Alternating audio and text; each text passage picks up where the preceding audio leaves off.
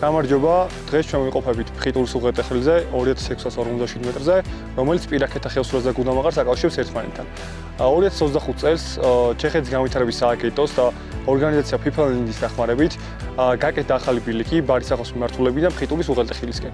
ამ ბილიკის გარდა წელს არაგვის დასულ ლანდშაფტში გაკეთდა რამდენიმე ბილიკი, მათ შორის არის უძლაურთა შუაფხო ქობულოს მარშრუტი და ასევე მაღაროსკარი ვაშლობის მარშრუტი.